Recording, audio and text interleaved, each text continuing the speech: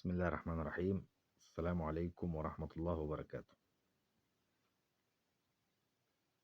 لو أول مرة تشوفنا اعمل لايك للفيديو واعمل اشتراك في القناة عشان تشوف معانا كل جديد في أسعار العملات المصرية القديمة.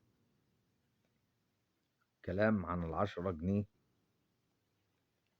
البنك المركزي الشهيرة بالعشرة الحمراء، إصدار 1974. الورقة اللي قدامك وادي الشكل بتاعها وادي الظهر بتاعها.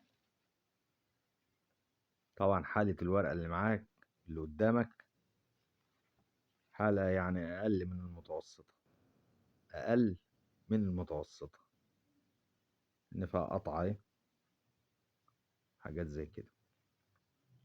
نتكلم بقى عن سعرها.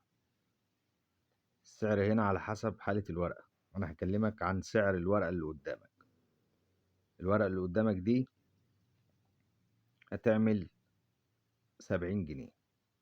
70 جنيه بالحالة اللي قدامك دي تعمل 70 جنيه. الورقة الزيرو منها اللي هي الأنصر يعني بتعمل 200 جنيه.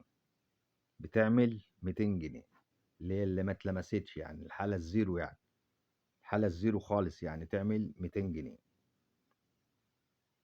أما اللي قدامك دي هتعمل 70 جنيه. الحالة الوسط بتعمل 80 جنيه 90 جنيه كده يعني.